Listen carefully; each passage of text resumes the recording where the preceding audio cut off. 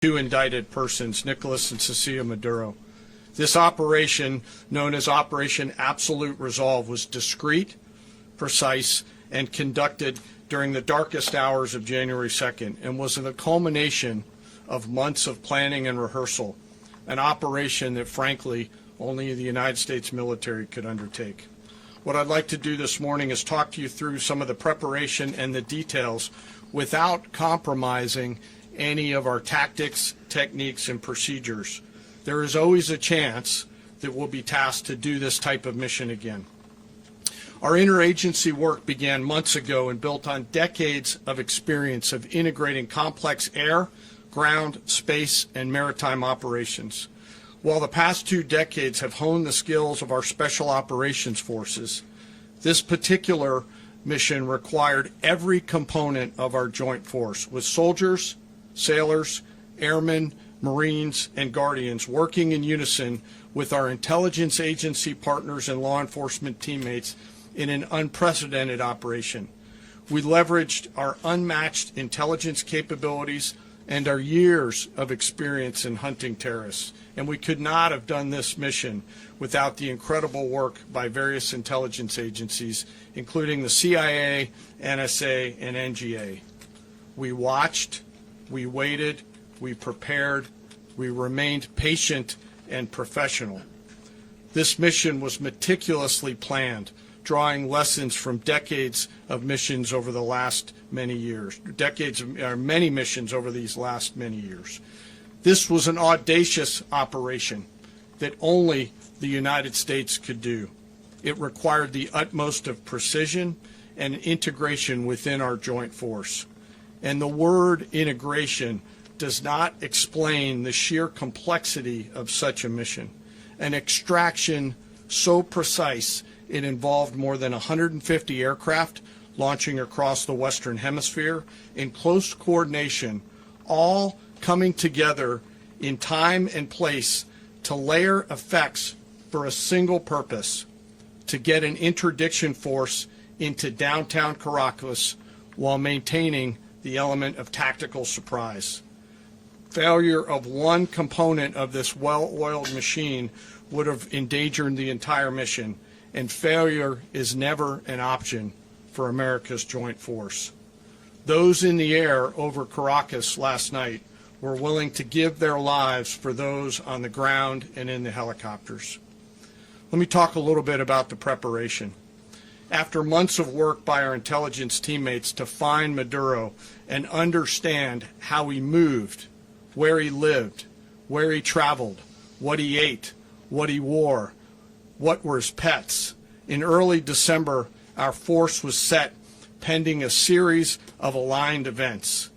Key was choosing the right day to minimize the potential for civilian harm and maximize the element of surprise and minimize the harm to the indicted personnel so, as the President said, they could be brought to justice.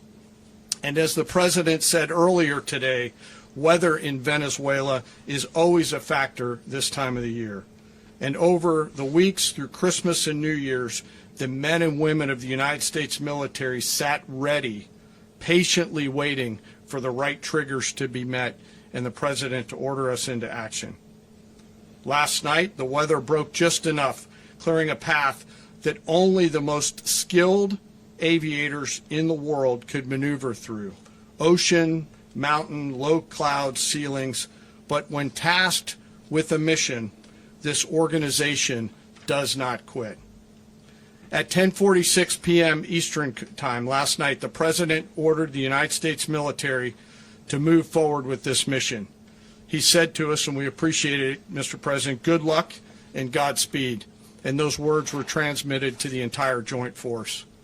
Over the course of the night, aircraft began launching from 20 different bases on land and sea across the Western Hemisphere. In total, more than 150 aircraft, bombers, fighters, intelligence, reconnaissance, surveillance, rotary wing were in the air last night. Thousands and thousands of hours of experience were airborne. Our youngest crew member was 20, and our oldest crew member was 49, and there's simply no match for American military might. As the night began, the helicopters took off with the extraction force, which included law enforcement officers, and began their flight into Venezuela at 100 feet above the water. As they approached Venezuelan shores, the United States began layering different effects provided by Spacecom, Cybercom, and other members of the interagency to create a pathway. Overhead, those forces were protected by aircraft from the United States Marines, the United States Navy, the United States Air Force, and the Air National Guard. The force included F-22s, F-35s, F-18s, EA-18s, E-2s, B-1 bombers, and other support aircraft, as well as numerous remotely piloted drones. As the force began to approach Caracas, the Joint Air Component began dismantling and disabling the air defense systems in Venezuela, employing weapons to ensure the safe passage of the helicopters into the target area. The goal of our air component is, was, and always will be to protect the helicopters and the ground force and get them to the target and get them home. As the force crossed the last point of high terrain where they'd been hiding in the clutter, we assessed that we had maintained totally the element of surprise.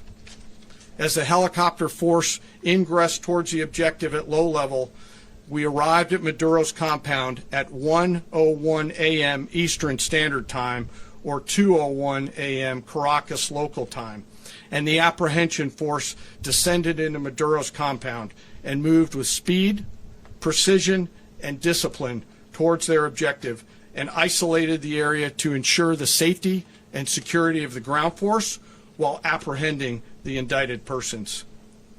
On arrival into the target area, the helicopters came under fire, and they replied with that fire with overwhelming force in self-defense. One of our aircraft was hit but remained flyable, and as the President said earlier today, all of our aircraft came home, and that aircraft remained flyable during the rest of the mission. As the operation unfolded at the compound, our air and ground intelligence teams provided real-time updates to the ground force, ensuring those forces could safely navigate the complex environment without unnecessary risk. The force remained protected by overhead tactical aviation. Maduro and his wife, both indicted, gave up and were taken into custody by the Department of Justice, assisted by our incredible U.S. military with professionalism and precision, with no loss of U.S. life.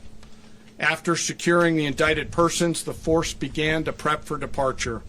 Helicopters were called in to exfiltrate the extraction force, while fighter aircraft and remotely piloted aircraft provided overhead coverage and suppressive fire. There were multiple self-defense engagements as the force began to withdraw out of Venezuela.